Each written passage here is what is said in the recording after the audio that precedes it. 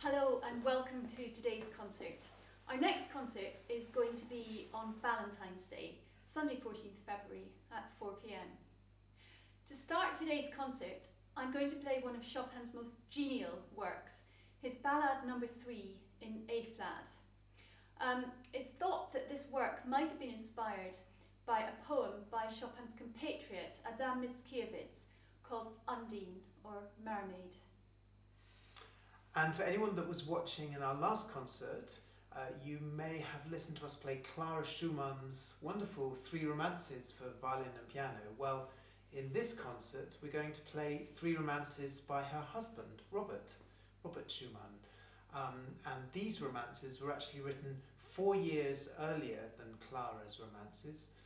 And they were originally written for oboe, not for violin. But interestingly, the first private performance of the work was for violin and piano, with Clara herself playing the piano part. But the work wasn't a result of a major commission by a soloist, an oboe soloist or anything. It was actually written and given to Clara as a Christmas present in 1849 from Robert. Isn't that lovely? Isn't that wonderful? And Robert described Clara as his own right hand. Just before we play that, we've got a couple of Dvorak humoresque for you, which are gorgeous.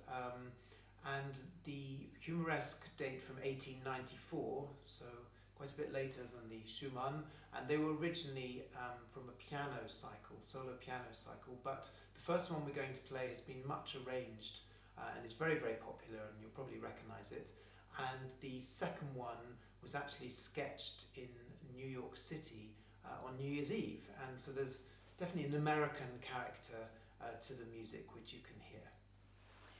To close today's concert, we've got 3 Scottish tunes. The first of these is Kate Dalrymple.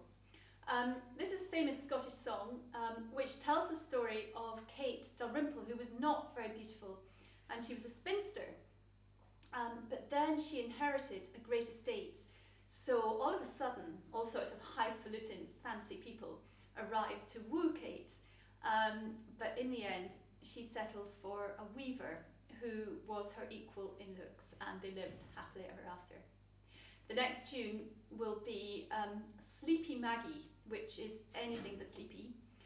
And to close the set, we've got Scott Skinner's The Spey in Spate, and you'll hear the sound of the tumbling water in all the semi-quavers which Marcus will play.